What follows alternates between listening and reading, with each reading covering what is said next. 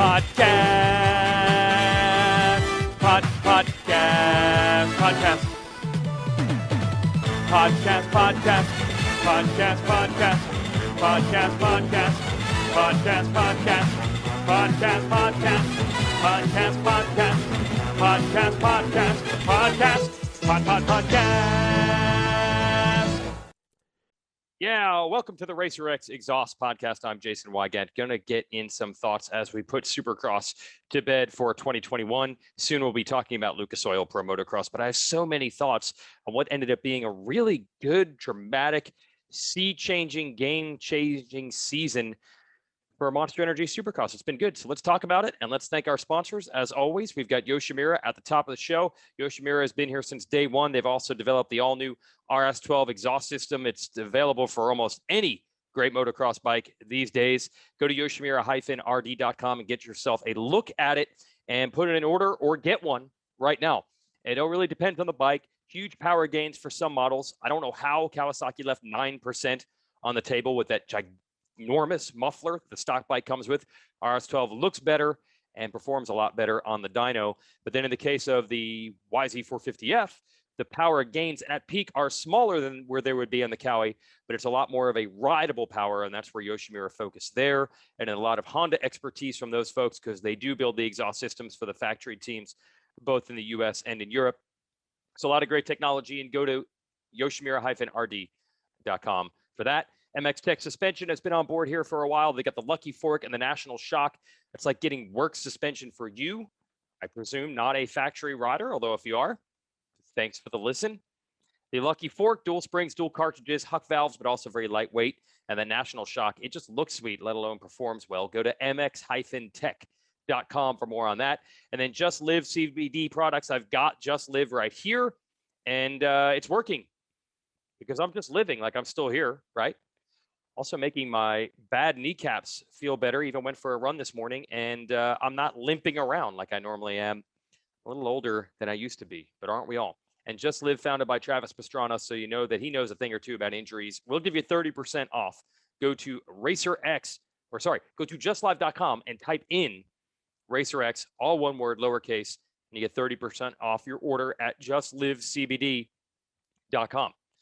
So let's get into thoughts on Supercross in 2021. And I've hit on a lot of these if you're reading at racerxonline.com. Got a couple pieces up early in this week. So much has been made over the Cooper Webb, Ken Roczen dynamic. And it really, the way it played out this year, elevated itself to one of I think, the all-time rivalries in the sport. Now, nothing will ever eclipse Reed versus Stu. It can't be done. And on the amateur side, I think it's overstated. You know, people will try to compare things to Villopoto Alessi. Nothing will ever match anything amateur that involved Alessi. They were at a level that no one will ever reach in drama, controversy, effort, whatever you want to call it. Okay. So there are certain things that are locked into a permanent first place position. I'm not saying that Roczen Webb is all-time best rivalry, but it is incredible how often it worked out this year. To think some of the battles they had in 2019, you know, the pew-pew finger guns from Webb to Roczen when he edged him at Anaheim 2 and really changed the course of his own career. The race in Dallas that year, the previous year where Webb passed Roczen, then Roczen tried to give it back, and then Roczen's arm went into his wheel. That was all gnarly, but it pales in comparison to this season. They were magnets. They found each other on the track over and over, and almost every time it was late in the race after Roczen had sprinted away and Webb caught him. You know this already. But it's that dynamic that led to so much talk. I would argue there's just as much talk about Ken Roczen not getting this done as there is about Webb doing it. Roczen having so many leads and not being able to finish it off, it led to so much criticism. So much, he choked, he doesn't have it, he doesn't have that last 1%, he should hit Webb, where's the heart and the desire, the fire? And then that starts leading to, he's got a kid now and he's scared of getting hurt. Or he has had these gnarly injuries before and he's scared of getting hurt. Just so much talk and analysis. And each time you thought you'd already reached the end of that conversation, they would have another race with another incredible close battle late in the race. Or Roczen, as he did the 2 of the last 3 rounds, went down while leading, which led to more talk about him choking in this case. Now, I maintained always on the show, I don't get into the psychological mumbo jumbo, as I call it, as much as everybody else. There are many things at work here. Riders get tired. Bikes can be tuned to work better or worse. I don't think it's all mental. I know the mental side is big. I get it. I get it. But look, Ken Roczen has always been more of a sprinter than a marathoner his whole career, being really good at the beginning of the series and not as good at the end. Pretty much his whole career. I can only think of one time where he was as good at the end as he was at the beginning, and that was Outdoors 2016. He dominated, but I think he was such a level above the field that even if he did tail off a little bit at the end, we wouldn't have been able to tell. He was 10% better than the field. So if he lost 8% at the end, he was still winning. But that's it. Every season, Roczen is better at the beginning than the end. This is pre-injuries. This is pre the arm problems. This is pre, now he's got a baby. He's also better at the beginning of the races than the end. You know, the thing that made Tomac Roczen battles so good, and maybe we'll still get some, is Tomac takes forever to get going, and then it's really good at the end of the race. And Roczen is really good at the beginning. And then somewhere they meet in the middle. It's just the way some guys are built. As far as the season-long thing, I don't know what that is with Kenny, but we've seen it time and time again. So in some ways, I know that it looks like Cooper Webb owns him, has him, was in his head. Roczen was thinking about him. But I can't chalk it all up to that when Roczen already has a history of doing this without Cooper Webb being involved at all. Maybe it was more dramatic here, but I just think it was very much Roczen's strengths and weaknesses up against Webb's strengths and weaknesses. You have a guy who is built to lead early, both in the season and the race. And then we have one of the gnarliest strategic chess match late race chargers ever. I've never seen a rider elevate himself. And I know I said it's not all mental, but this is not fitness. These last 5 minutes when we see what Cooper Webb is able to do, this is grit. This is something different. And we had Zach Osborne on the show last week, and he talked about you don't always see these last 5 minutes of Cooper Webb in a moto during the week. This is when it's all on the line. His strengths aligning with Roczen's weakness. He thinks he can get Roczen. He knows he's going to get Roczen. It elevates him to another level. Roczen at this point is probably haunted. But I think it all starts with the physical strengths and weaknesses they have. And then it, in a sense, extrapolated itself in the battles on the track. Eventually, Webb knew that this is what was going to happen, and Roczen knew it was going to happen. But if Roczen was a Tomac type who got stronger late in the race, that would have never even started in the first place. I'm sure in Atlanta 3, Roczen falls and Webb is down 5 seconds. That's Webb saying, oh, we got a couple laps to go. I know I can wear Kenny down now. I don't think he thinks that way necessarily. Would say Eli Tomac ahead of him, who is an all-time fitness guy down the stretch, right? So I don't buy totally into all of this is because Webb owned Roczen and was in his head, because we've seen Roczen do this kind of thing before. And judging Roczen's season is so tough, right? Because at the end of the year, he maintained all season that his goal was to not get too hung up on the results, to try to enjoy the highs and the lows the same, and just be happy with as himself as a person, as with his family, et cetera, et cetera. I think that became impossible to do. You couldn't have heartbreaking victories ripped from your hands like this and then say, whatever, life is good. You just can't. No rider could convince himself to care that little about the results. And by the way, we all know that's just a mental trick. He's just saying that to himself to take the pressure off. He doesn't actually mean that he doesn't care about his results. He just knows the less he gets wrapped in it, the better he will ride. That's all that is. Check out the Racer X YouTube channel for an interview I did with Ryan Dungey last week, Coffee with Dungey, where he said, yeah, that's just something we all tell ourselves to take the pressure off. If you say, I have to win, it makes you more nervous. It puts on more pressure. You ride worse. Ken Roczen saying at the beginning of the season that he doesn't care about results and doesn't want to get hung up on it is just a mental trick to not get too bummed out if it doesn't go well. So he was insulating himself and preparing himself for, hey, maybe the races are going to go good early, but they might not be as good late in the season. He did everything he could to prepare himself for that, but I don't think any amount of preparation can prepare you for the way this unfolded. We've never seen someone just repeatedly stick the knife into another guy like this. The amount of times they ended up battling for wins and late in the race, Like the percentage, it was like 75% of the time. I've never seen it turn out like that. Stu and Reed is the all-time rivalry, and it went on for much longer than this. It was like a decade of it, but we didn't see it every single week, week after week. Even 2009, which is probably the zenith of Reed and Stu, we had a couple races like this, but this was, it felt like it was like 7 times in a row that we had Webb versus Roczen. So eventually, I feel like Roczen could not completely insulate himself. Yes, he was bummed. Yes, he was heartbroken. He did the TV interview after he fell again while leading Salt Lake City 1. And he was like, what do you want me to say? Like, you could tell he was just crushed, man. He was bummed. It had slipped away from him, and he was so close to getting it. But at the same time, Roczen has always told me that with all the physical problems he has had as of late, he just wanted a fair fight. He just wanted to have a season where if he won or lost, it was based on him winning or losing, not he kept waking up feeling like crap one day. So I think he has that in his back pocket. At least he went down fighting. At least he lost because he got beat, and not the what if of what if I didn't feel sick? What if I didn't feel bad? Unless there's some issue or ailment that he didn't let on. We had a big debate on our Racer X podcast with myself and Matheson JT over did he have an issue or not. I don't think he did. He never indicated that he did. Roczen got to do what he wanted to do. He got to be in it. And also, he maintained all along, even down in the finale, that at least he was still mathematically in the championship. He wasn't so far behind that it was over. So by some of these standards, it was actually a very good season for him. Hey, even by this, he was 3rd in the series last year. He was 2nd in the series this year. So he's trying to put a positive spin on it. And it's really difficult to gauge that because we've just never seen someone, like I said, just be stabbed over and over. So it just looks like an embarrassing level of loss. But then again, he did beat every rider in the series except for one. So how much of a loser does that make him? And that makes it so hard to judge this. We know in sports how we want championships to be won, right? The team that wins the Super Bowl with a dramatic comeback is awesome, and the team that loses the Super Bowl sucked. They blew it.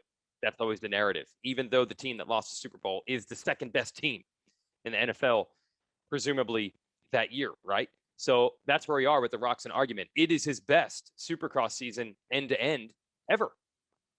But it also looks like his worst in a way. It's one thing to have the points lead and then crash out around 3, but look amazing until that happens. It's another thing to just watch that plane start to head down and almost hit the mountain. It didn't completely implode. He didn't crash it, but he didn't get all the way to the runway before everybody else. That's a horrible analogy I just put together. So it's so hard to judge Roczen's season.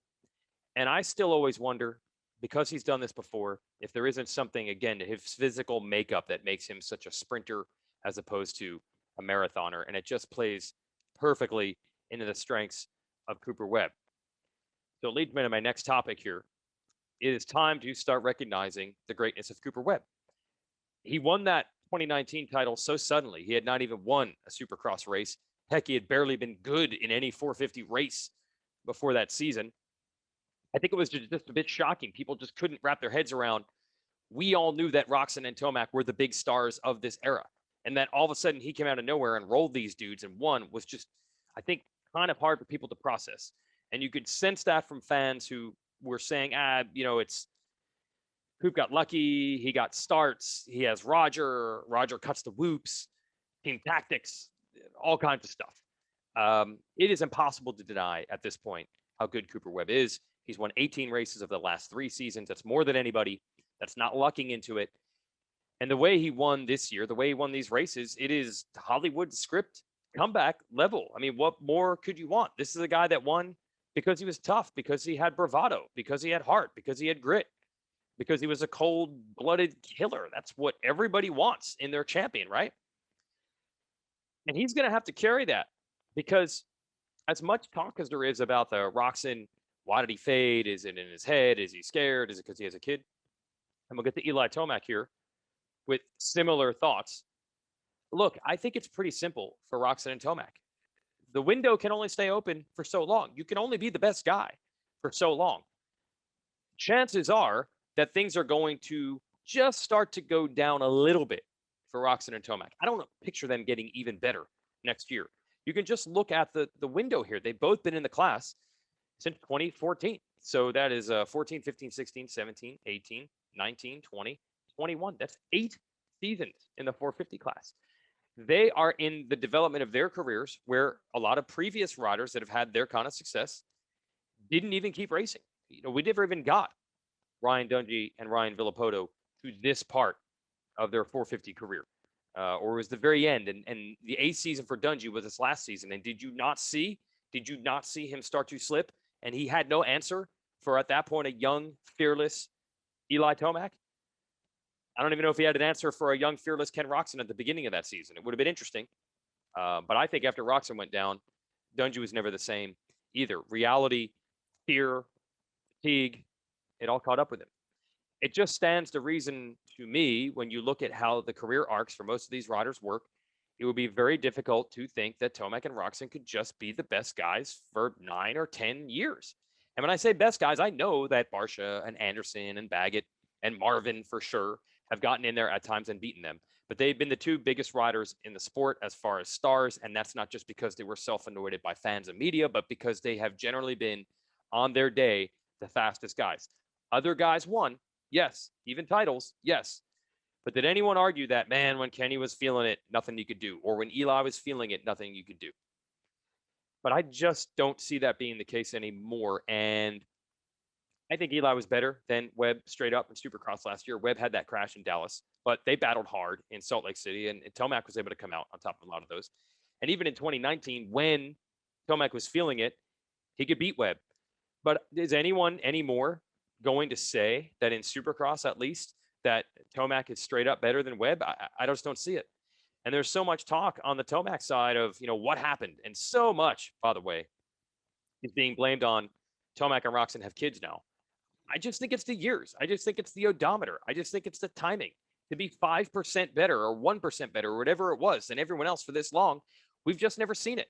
So they're a little off from where they used to be. It's not quite Anaheim 1 2017 Kenny anymore. And it's not quite 2017, 18, 19, 20 Tomac anymore. And maybe we don't recognize it because the previous guys retired before they got there. So it's a little bit different, but it is what it is. And I think we even started to see a little bit of it outdoors with Tomac last year, where he was good, not quite the same guy. And let me throw this at you. Here's how you detect it. Okay? With Tomac. You would think that when a rider starts to slip just a little bit, the first thing they lose is that balls to the wall speed, right? That's the first thing they lose. Because they get scared or whatever, they can't ride on the edge. That's not actually how it goes. If you look at history, when the rider gets older, what actually happens first is they don't lose the speed. They lose the ability to have that speed every single week. When they're comfortable, when they're feeling good, they can still do it. We saw how good Tomac was at Daytona and how good Tomac was at Atlanta 1. Right track, right day, right time. He still has it. And we did see some races this year where Roczen was very, very good, correct? But when they're not feeling it, I think there's a certain level of, well, I'm just going to send it anyway, and I don't even feel comfortable, and I don't even know if this is safe, but I'm just going to do it. I think that's the first thing to go. We saw it with Kevin Windham. We saw it with Chad Reed. Chad Reed used to get a second or a third no matter what. He could literally check himself out of a hospital and put in a good race. That was young Chad Reed. Eventually, that wasn't the case anymore. He had to have every single piece of the puzzle, the bike especially, perfectly dialed on a track that he loved, to be able to channel that speed. And then eventually, Windham and Reed become what I call opportunists, where there's a couple of races a year where they're feeling it and they can get a win. But the idea that they're going to win the title and they're going to be great 17 times is gone. So to me, these are all telltale signs. You are now seeing an Eli Tomac who a few times a year can go out there and be exactly like he used to be. But to do it every single week, it happens in all sports, man. Home run hitters, as they age, they can still hit home runs every once in a while, but the batting average goes down. In the NBA, the older players will talk about recovery all the time. They can have one big, huge game, but if they got to play in 48 hours, it is tough to ramp it up again as they get older. So I think we're just starting to see with Tomac and eventually probably Roczen what the backside would look like. And we didn't see it with Carmichael. We didn't see it with Villapoto and Dunge because they retired. Stu just crashed so much. It was really hard in the latter years to really get a gauge on anything. But I will say, even his last good season, 2015 on the Suzuki, He had some throwback great Supercross rides, but he did not have it every week anymore. He can ramp it up on the right day. So I think that's all we're seeing. I think it's just a simple amount of years and miles on the odometer. And I don't buy so much into these guys have kids and they're scared. It's just the way it goes. And with all of that, it means we are really looking at Cooper Webb's era in this sport. And can Cooper Webb carry that mantle? Because as I stated, the acceptance of him as the guy, as the best guy, has been a little slow in coming. And it's a really strange thing because I feel like he's delivering everything you want. He's got a little edge to him. He's not vanilla. The way he wins is spectacular. It's grit and heart, everything you want, Hollywood movie style. But there's just been a real lull in accepting him as at that level. And, I've seen it before. It took a long time for people to wrap their head around Ryan Villopoto is the best rider in the sport because you still had Reed and Stu around, and we were just so accustomed to those being the two biggest stars that the fact that Villopoto was just better than them, he had eclipsed them. He did. But it took several years of him beating them over and over, I think, for people to finally get to the point where they were going to a Supercross race and saying, please, please, Villopoto, get a bad start. Please get a bad start. Make it interesting. Please go down in the first turn. Make it interesting. Kind of the same way people used to feel about Carmichael or Stu or McGrath. But it took years for Villopoto, I think, for everyone to realize the reality, which is he had already become the best guy. So that's where we are at Webb. He's the best guy. Now, we have this big caveat with outdoors. We don't know how it's going to go. He wasn't great in 2019 outdoors. He certainly wasn't Roczen or Tomac level then. I think he'll be better this year. That emotional drain bolt being pulled when he won the Supercross title in 2019. I don't think it was anything like that this time. I think he was able to win the title, minimal stress. I don't think the hangover, so to speak, is going to carry over in outdoors like it did 2 years ago. And he's not been a terrible outdoor rider throughout his career. He was always good in a 250. Can peak Cooper Webb beat peak Eli Tomac outdoors? Probably not. But I don't know if we're getting peak Tomac anymore. We're just getting a very, very, very, very good, like a B plus version of Tomac now. And that still might be enough to win the title outdoors for Tomac, but I don't count out Webb. And don't you kind of feel like Webb might eventually get that chip on his shoulder, if not this year, but at some point, kind of like Jeremy McGrath did way back in the day, where he's going to hear people picking and saying, oh, but he can't do it outdoors. And then he's going to do it just to shove it down everyone's throat. I mean, you just know Webb's going to do that at some point, right? So he's the guy.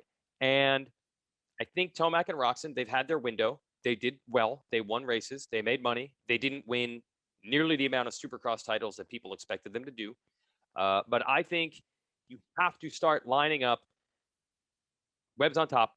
Who's going to be the guy to knock him off in the future? And is it more likely to be the guys that were already there, the Marv, Anderson, Tomac, Roczen style group?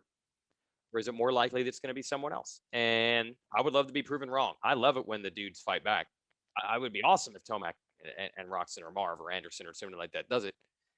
You like those established stars still having it and showing the kids what's up. But, it would appear it's more likely from someone not ahead of Webb, but someone coming from behind. The obvious selection is Adam Cianciarulo. Really hard to get a gauge on that right now because we haven't seen him ride in a while. But you could look at Chase Sexton or Dylan Ferrandis. Plessinger, maybe something like that. But I believe we are now entering Cooper Webb's territory. We're probably already been there longer than we realized. And Webb and Roczen, I'm pumped they're still racing. Dude, I'm all about it. I would rather have Eli Tomac racing, getting podiums, winning 3 races a year than retiring. Way rather have those guys around. Eli, take the paycheck, get the wins, sign some autographs. It's way better to have big names and big stars at the races than not. I'm all for it. This is the model that I wish these other guys could have done. I mean, Ryan Dungey wanted to make a comeback. He shouldn't have retired. And I'm sure Eli, if he were listening to this, which he is definitely not, but if he did, he's probably like, dude, I'm not riding around to win 3 races in a year and get paid. No, I'm riding because I still think I'm the best and I think I can win. And that's great. That's great. Reaching for that is what allows him to still be good. But the idea that he's going to be the best rider, I would love to be proven wrong. We will see. Maybe we'll get some beast mode Tomac coming up soon here outdoors. It's certainly possible. But the thing you have to watch is, can he do it every race, every week? Or can he do it at the same level of consistency he used to? I know There used to be some weirdo races from Tomac here and there, but you have to say that there were more weirdo ones from him this year. I think that's just how it looks. And now it's Cooper Webb's time at the top. Who's going to challenge him? And how will Webb perform as the de facto guy in the sport? I think it's going to be a lot better than you think. I believe there are some thoughts and some plans behind the scenes for Cooper Webb to show some personality that I think are going to go over very well with the fans. I'm going to make a prediction. Providing something disastrous doesn't happen. Oh, we always put the caveat. Okay, providing Cooper Webb doesn't tear his ACL and then just miss racing next year or something like that. Providing he's still racing and he's still good, I think by the end of 2023, the respect level and the cheers that Cooper Webb will have from the fans is going to ratchet up dramatically. He is hitting that perfect nexus point of it is now accepted that he's the best guy. He's been around and established long enough. And I think you're going to see Cooper, the way he handles media and interviewing fans and things like that, really start to mature and come into his own. And he's gonna be loved. He is. I think Cooper Webb has a chance to be today's Ryan Villapoto, this swashbuckling, trash talking. Yeah, I'm going to tell you that I'm going to drink a couple of Coors Lights guy. That's what Villapoto is in retirement. I think Cooper Webb could be that while racing. And I don't know Cooper Webb really well off the track, but I know him well enough to know, dude, he's just a good old boy. He's got his buddies. He likes to party with them. He likes to hang out just like you do with your buddies when he gets a free weekend. And I think they're going to flesh that out and show it. And I think people are really going to appreciate this dude who hangs out with his buddies. But hold on, when it's time to go kick some butt, he goes out there and he does it. And I think that's really going to ramp up his status. And he's going to be the guy to lead the sport in the future. And just who's going to challenge him. And I'm pumped that Roczen and Tomac are still here. Quick shout out, racerxonline.com. That's where we do a lot of this. These thoughts that I have are already there on the website. I already wrote a story called Cooperstown about Cooper kind of taking over. It had already happened. All the stuff I just talked about. Go to racerxonline.com. Everything on the website is free, but we will also let you read all the stuff in the monthly magazine through the website, which means you can read it on your phone, but you do have to subscribe. So go to racerxonline.com/Weege, W-E-E-G-E. I'll get the credit for the subscription. I'm only here for the credit. By credit, they don't actually like give me a loan or something. It's not actual money. That's all the credit. Sticker packs? I don't know. I think if you do it today, I'm recording this on a Wednesday, you could have your shot at getting a sticker pack, but I think we're going to move on to a different promotion soon. Hint, hint, it's going to save you some money.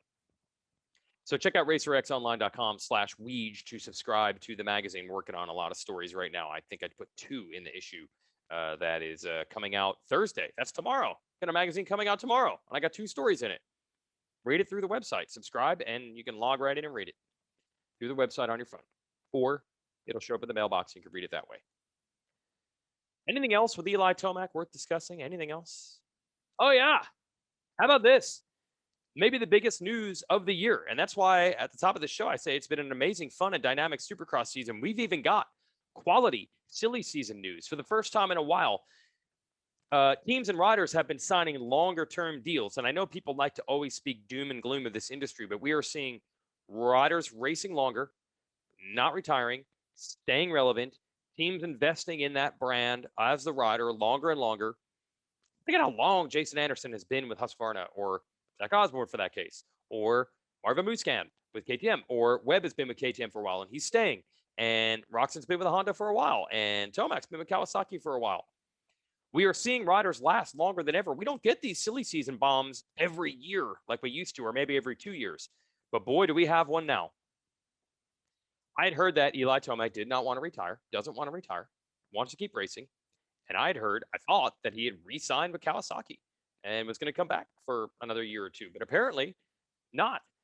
Bobby Regan, the owner of the Monster Energy Star Racing Yamaha team, the team of now 267 riders, I had heard that Bobby and Tomac had talked, but I just thought, a free agent, you got to test the market. I did not expect Tomac to leave Kawasaki, but that's what we are now hearing from Steve Mathis actually reported this.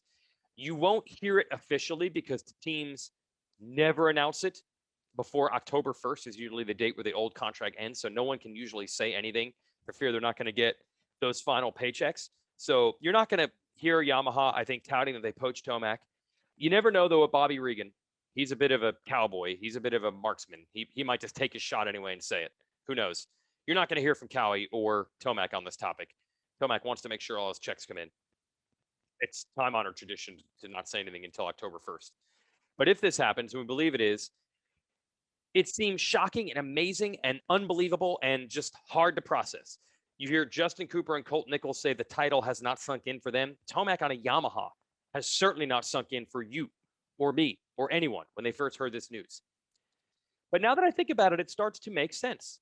Two things here. Two things make this make sense. A, when you think of the value here, who would want to bid more for Eli's services? If you're Yamaha and you cannot get this 450 thing to work, you're just trying to win a darn race, let alone maybe win a title. This 450, especially in Supercross thing, has been tough for so long. You take a big swing like this. This is exciting to you. You got Eli Tomac. Second, if you're Bobby Regan, we know this dude is willing to do anything, and that means spend a lot of money to win. Now, I have no idea what the breakdown is. I guarantee you this is not all Bobby's money. Yamaha is part of this big time. They want to win. But you've got two entities here, Bobby Regan owning the team. This is still the factory Yamaha effort. They still get money from Yamaha.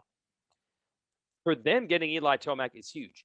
I'm not saying Kawasaki didn't want Eli Tomac, but their level of gain of how badly they want him back, I would say how much they're willing to bid, is probably not as strong as Yamaha. So in that sense, it almost makes sense. And also, in sports and in this sport, there is the long history of the great, the guy at the top, the champion, has that small bit of slippage.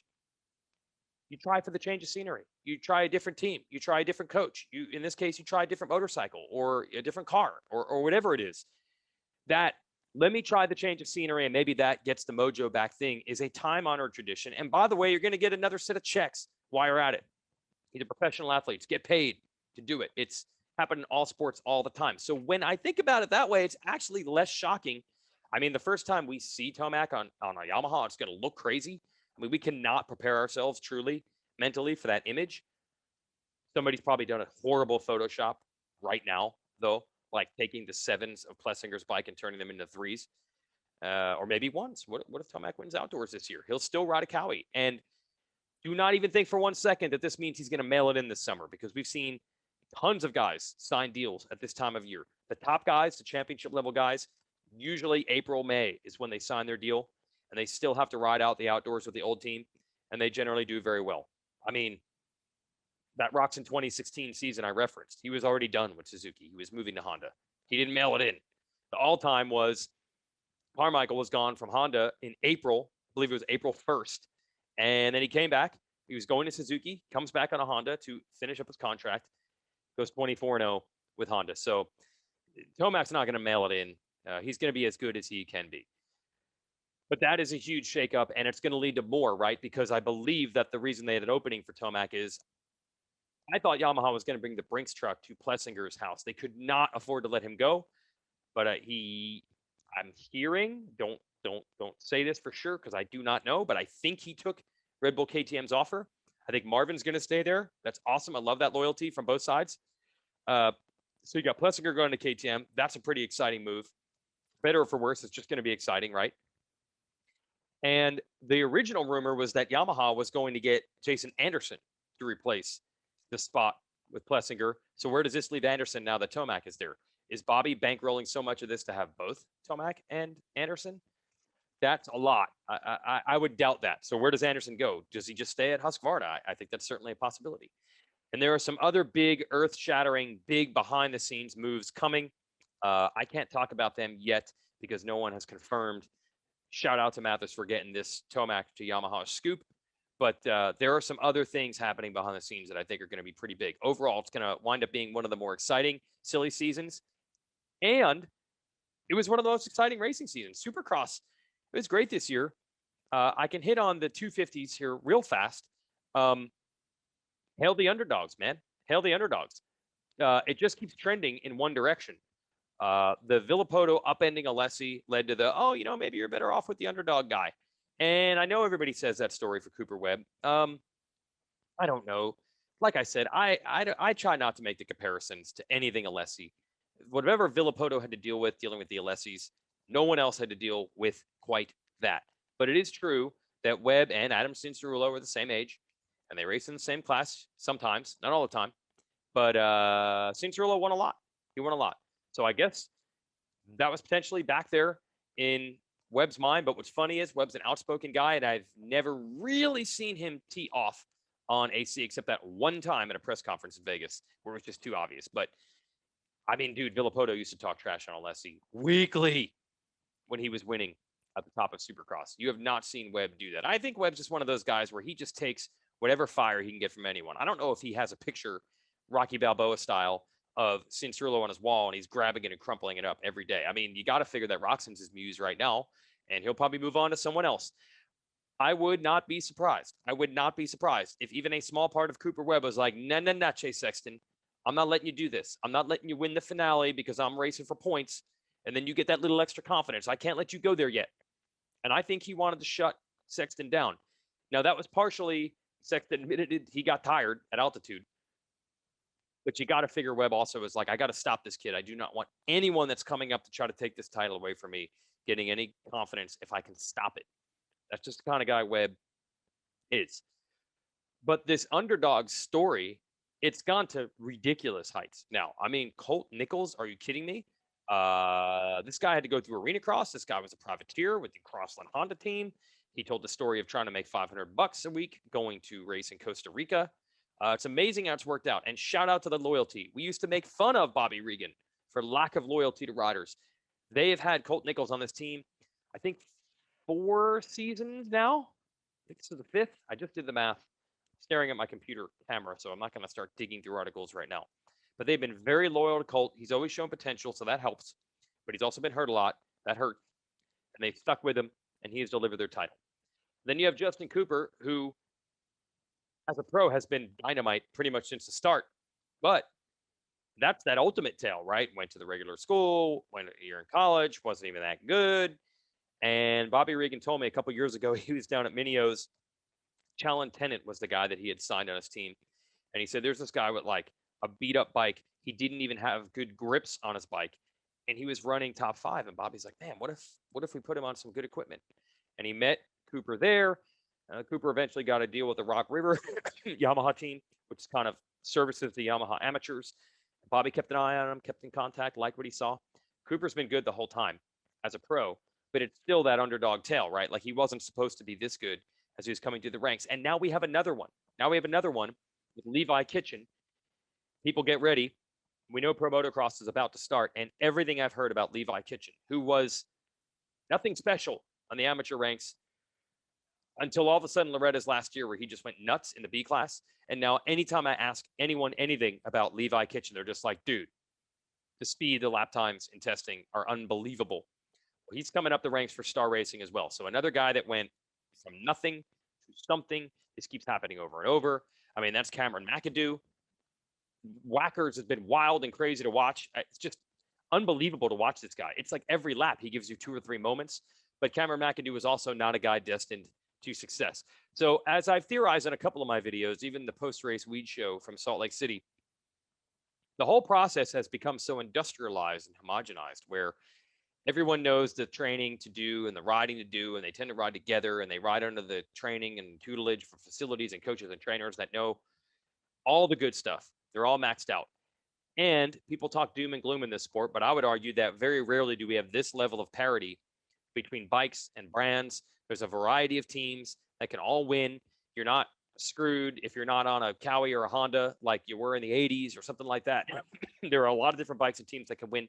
The playing field is very much equalized, both on the training, the preparation, and the bike standpoint compared to what it used to be.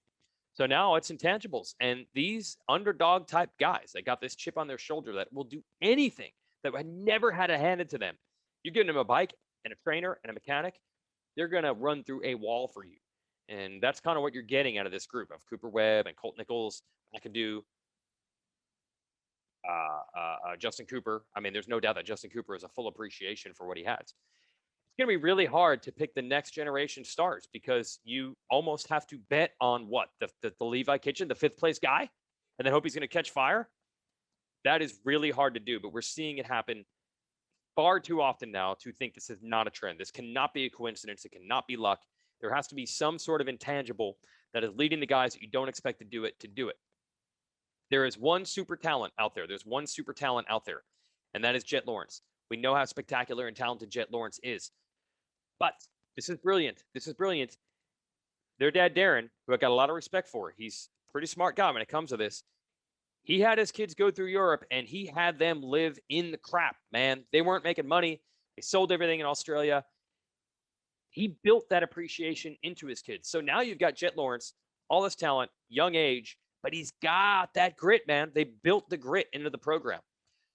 I wish so badly that COVID hadn't happened for a million reasons. And one of the million, that's what Talon Volan was trying to get Max to do last year. They were bringing him over to race a 125 in Europe. And they said, hey, we just wanted to win.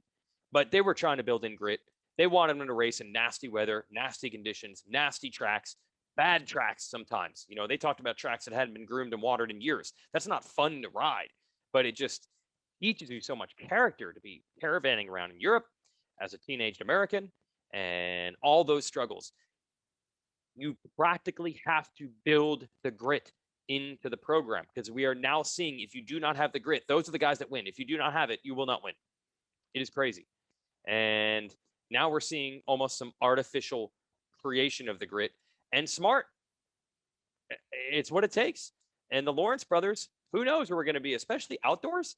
I mean, are we looking at two brothers battling for a championship? It's not out of the question. Really can't question the methods there.